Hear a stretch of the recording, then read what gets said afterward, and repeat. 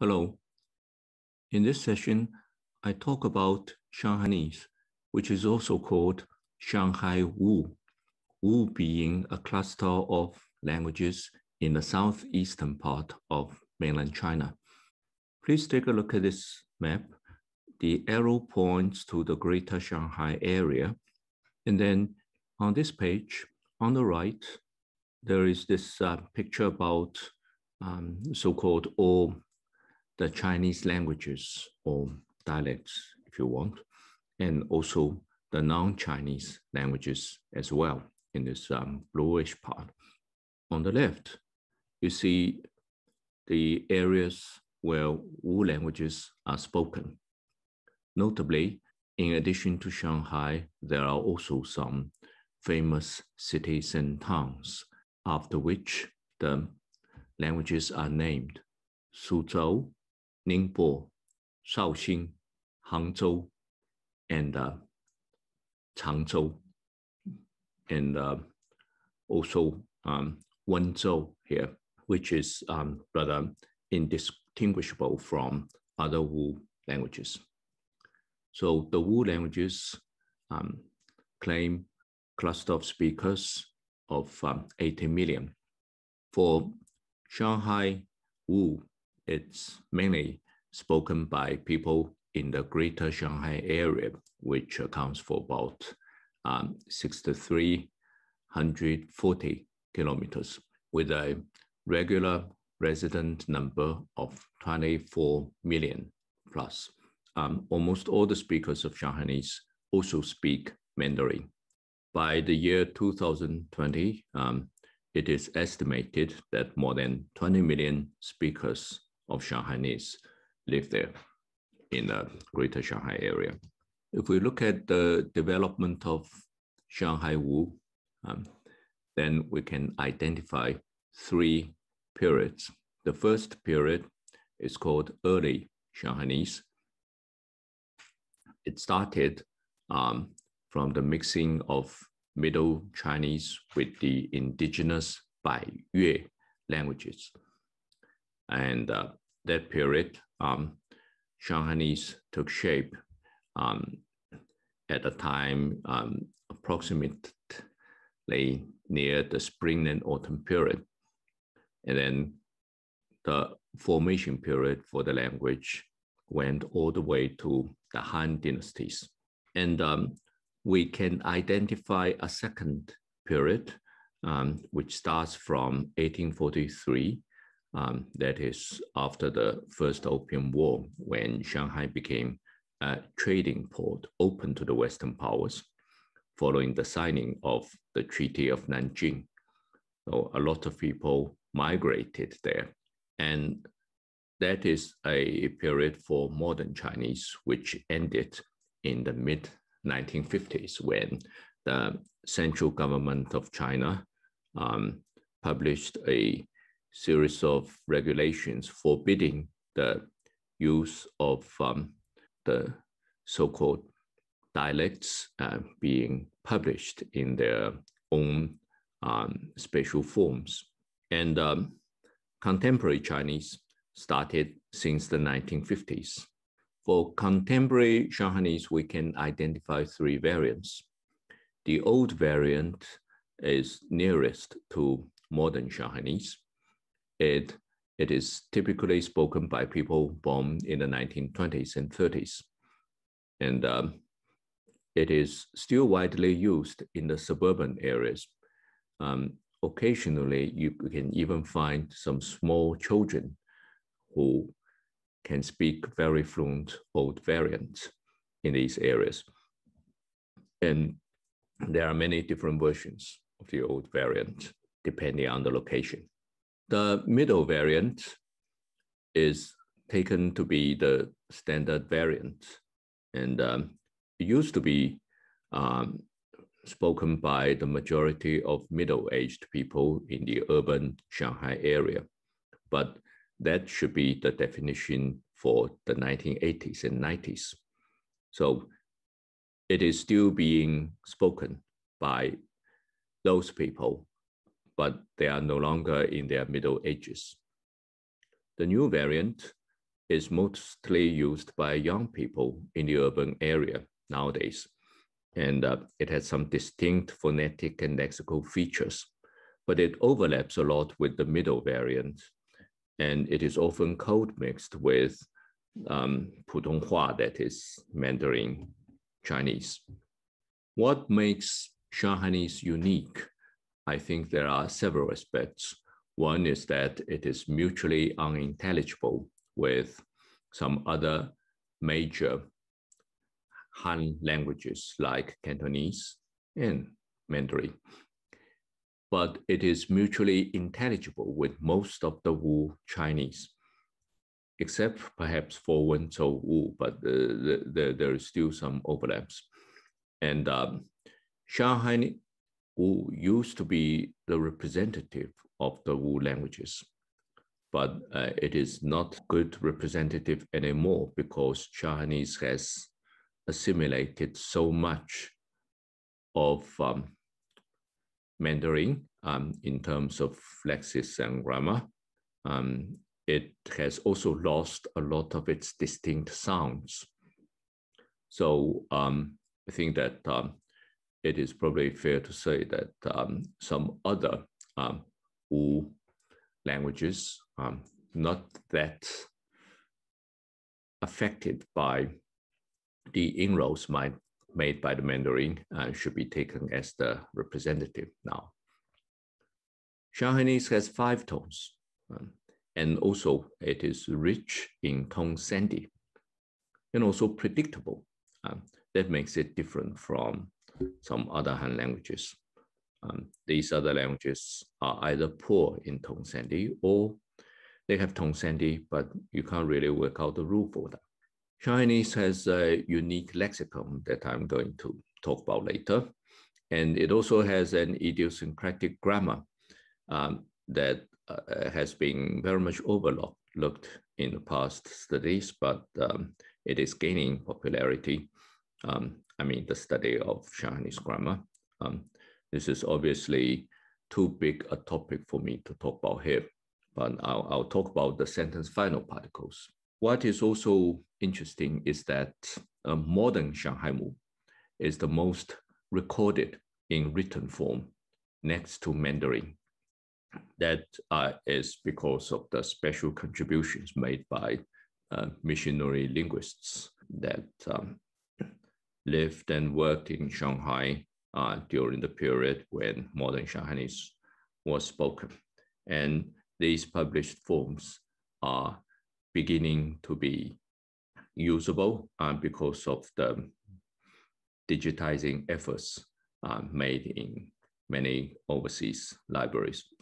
Now, the phonology of Shanghainese.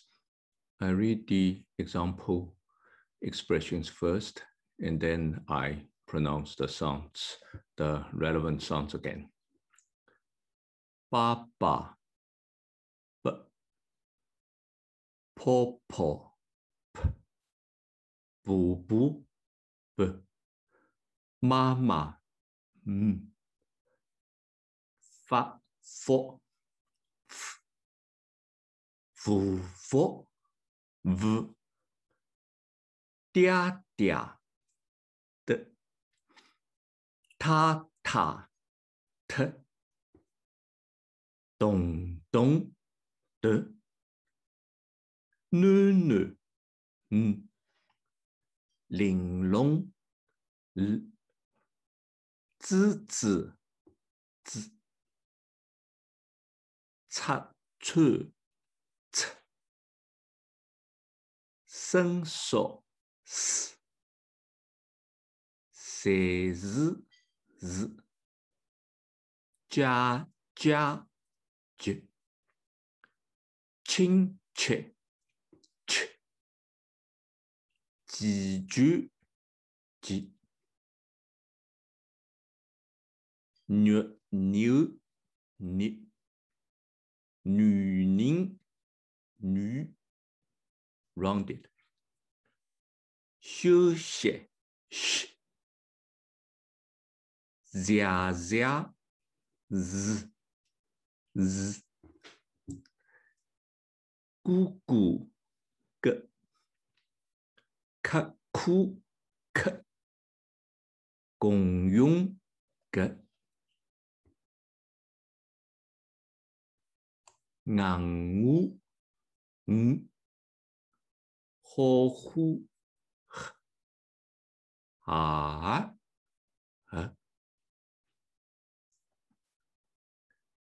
vowels 字日喇叭啊呼出报告耳朵来塞布布飞机呀呀呀小小有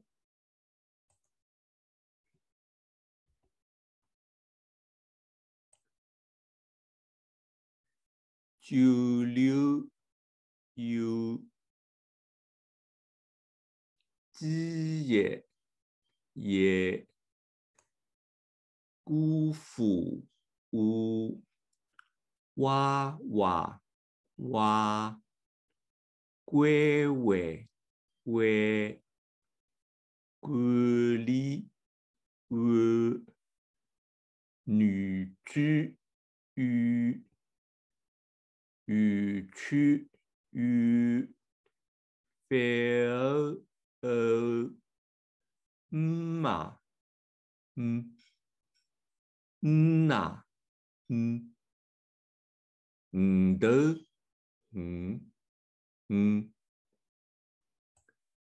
朗上刚刚稳当笼统八达啊博国啦啦襄阳阳沈阳阳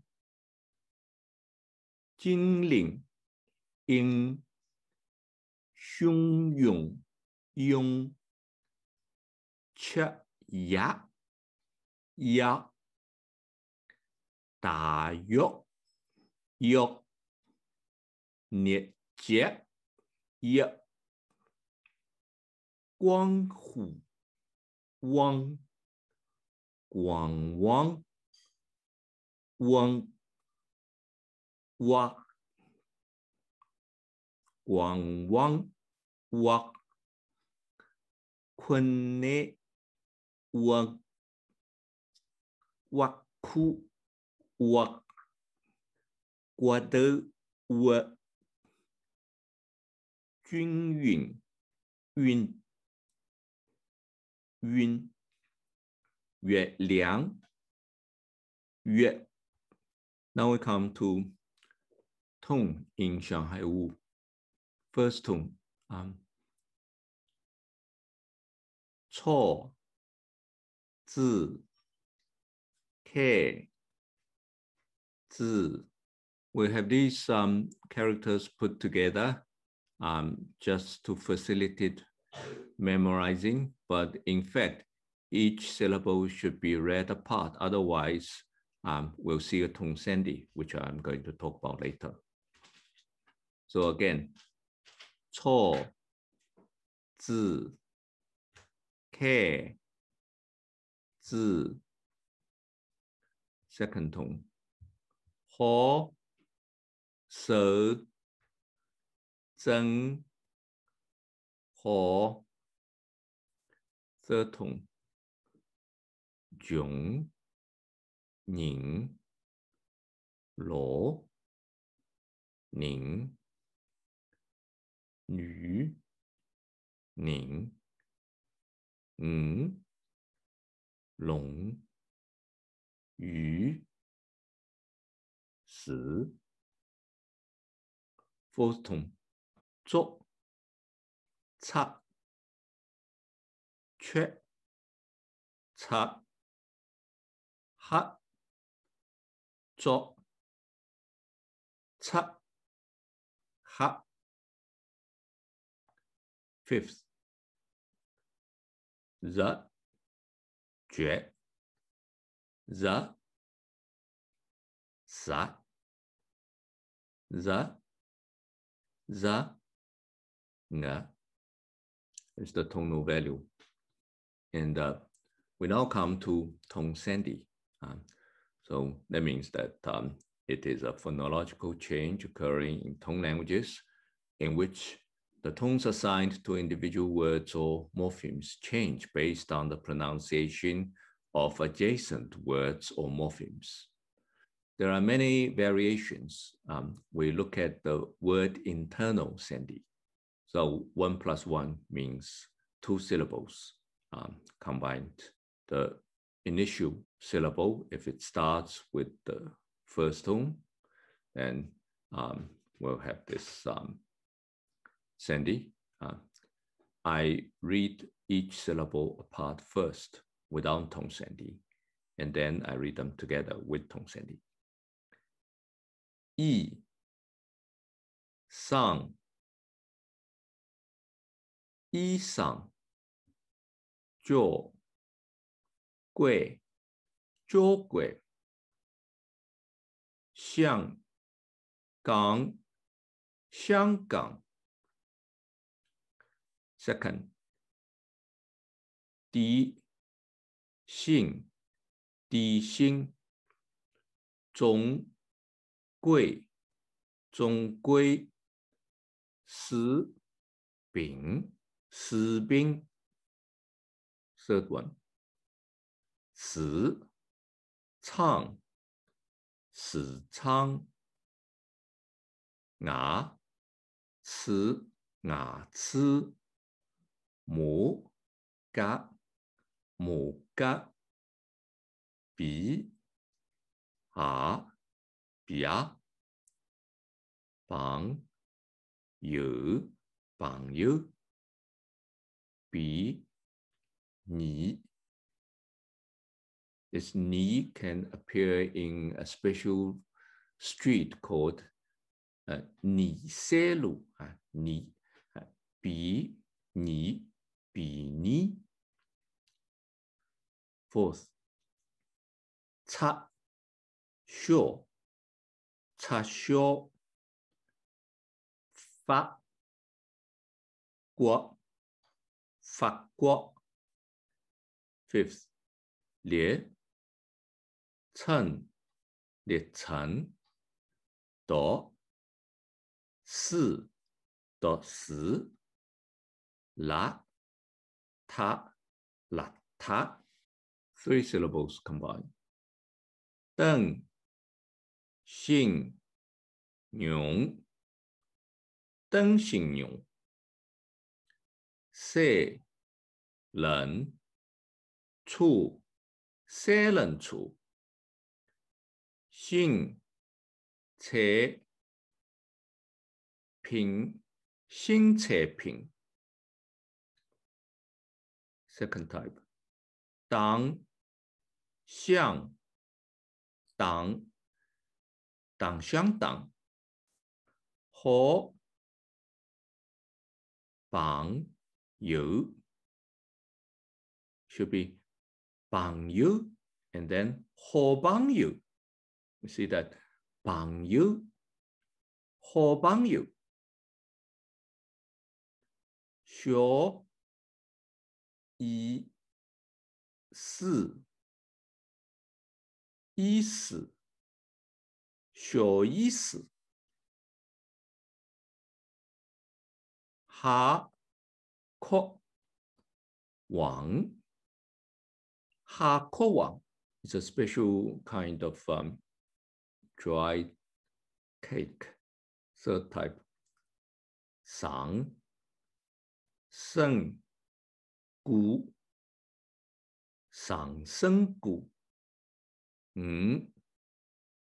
相斗相斗老头子，老头子，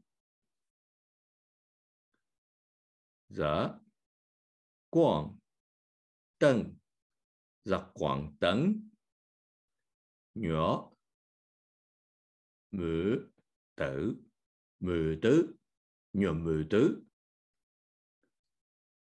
辣口福，辣口福 is a kind of drink. And I refrain from talking about 4 syllables combined due to the time constraint. And the above are broad Tongsendi types with no pauses within the word. And the opposite would be narrow Sendi with internal pauses. And usually we're talking about word external syllables put together. For example, about the grammatical structure, verb-object construction, for example. There are also studies about these narrow types of Tongsendi on an experimental phonetic basis. Now I talk about the unique lexical of Shanghai Wu. The first source of its uniqueness concerns the words and expressions that are typically Wu, which is different from the Northern Chinese. So in terms of word formation, you don't find equivalents, although you can always translate. Or so, sometimes we say, or so, that means make haste, quickly, be quick. Ingenge, just a little. Bidang, easy. Calewu, it means someone has made a mess of something.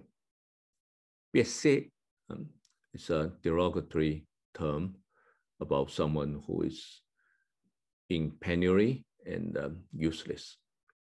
Lolu, someone who is showy and arrogant. Chana, that is equivalent to the English F word.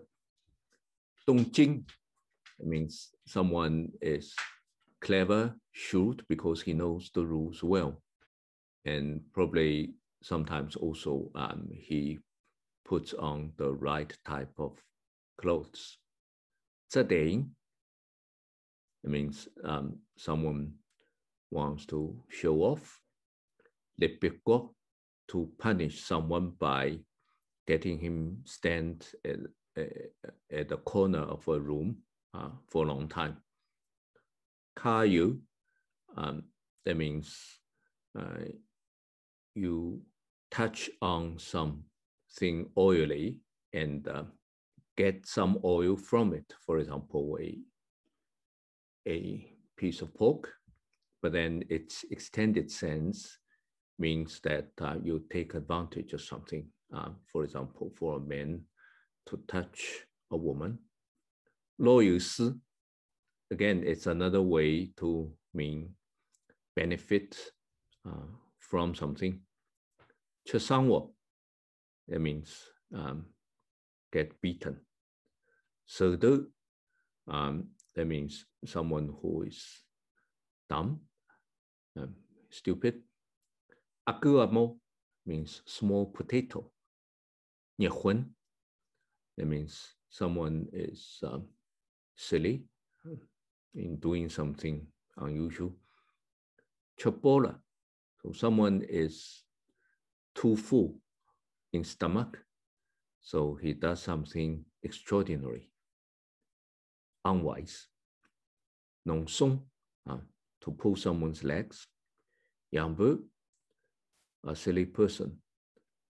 Yonikolo, from some unknown corners. Dengdelo means, again, being silly, not knowing what to do. Cha molitz, it means someone uses his index finger to crack on some others' head. And Shanghainese borrows a lot from European languages, especially from English, French, and German, and also it borrows from Japanese. Hata, it is a special dessert.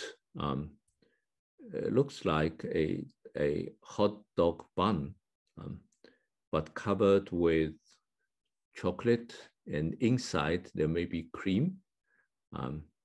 But the term is borrowed from hot dog. Namuan, number one, usually the head worker in a workshop, in a factory. Namuan is not used anymore. Stick, sticker, that means a walking stick.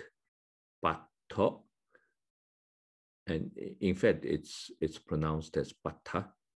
That's butter in English. Spelling su, that is in fact a kind of lock. It's called spring lock. Sting, radiator. Cementing, cement. When chance means chance. When chance means you take your chance. It means someone who is working and try to get his luck in life.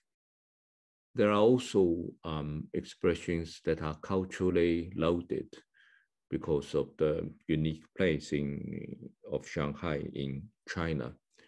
For many, many years, Shanghai was the most modern place in the whole China.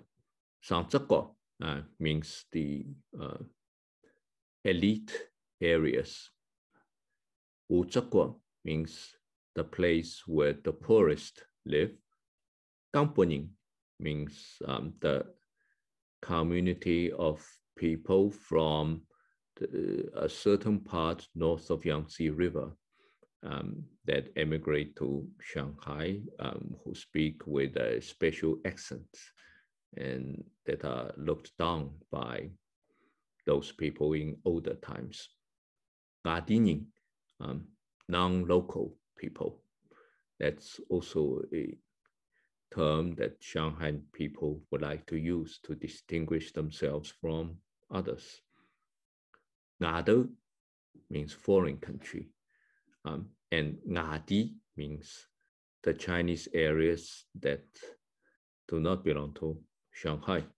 Tiawangpu, it means if someone is desperate, he will jump into the river of Wangpu and kill himself. Do Shibo Xinglu, Shibo Xinglu means it's a special street where there is a dead person gets cremated. So although Shanghai has a larger moratorium, but people use this smaller one for this set expression. Daguangming is the name of the biggest cinema in Shanghai. I think I can house about 1,000 audience. Now I talk about grammatical features in modern Shanghainese. I would prefer to refer to modern Shanghainese because it has many interesting features, very different from other languages that have become either obsolescent or obsolete. But we can study the written records, like Bible translation, church pamphlets, grammar books, textbooks, and also from studying the 3 written forms of Shanghainese, especially those written in Roman letters and in invented characters, we can get a good idea of how Shanghainese was pronounced These are some recent books. In this book, Grammar du Dialect de Shanghai, then there is some interesting description about Shanghainese, highlighting the importance of its particles. And what is interesting is that people claim that the sentence final particles in modern Shanghainese can serve as time indicators, like some of the particles signal present, but in fact it's more like current relevance. And some sentence particles signal past, and that is even more interesting because you don't really find similar cases in other languages of Chinese. And Joseph Atkins' Grammar of Colloquial Chinese, as exhibited in the Shanghai dialect, also gives many interesting examples. So I will read through some of these examples to get you a feel of how the sentence final particles work. 以我上礼拜下个节 is 节 it's about current relevance, like present perfect. 是来是弄的话特节节标定节不晓得有几点钟节，侬是几时搬到地头来的？个 about past. 伊是几时转来的？个 about past as well. Some other examples, which I took from a famous story called The History of Little Henry. There are some other known special grammatical features. One is that Shanghai Wu has a very rich topic construction system, and it is also known to have a special topic construction called copying topics. And the language also has its unique way to mark a question using a, now also being obsolescent. I can understand it, but I never use it. For example, if you say, will you go to school tomorrow? You tomorrow go to school. 侬明早去学堂。侬明早去学堂。And there is also one construction called 美好, rather good. 美好, when you put it as a high order predicate to be followed by a sentence. And the sentence must be non-veridical. That is, it is not a part of reality. So you say 美好 plus the sentence, which means if only, yes. So it is a fixed counterfactual construction that you don't find in other languages of China. Recently, in the past 5 years or so, people started talking about Shanghainese as being endangered. So even with a language population of 20 million, you can still talk about the language being endangered. That is because Shanghainese is losing a lot of its distinct features. Children are not allowed to use Shanghainese in classrooms, in schoolyards, and on public occasions, sales, shop assistants are not allowed to communicate in Shanghainese either.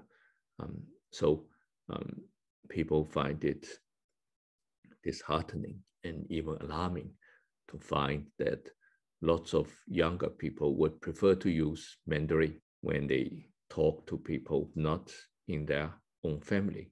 But even if you go to Shanghainese families, you will find that the small children, students, they would prefer to stick to Mandarin all the time.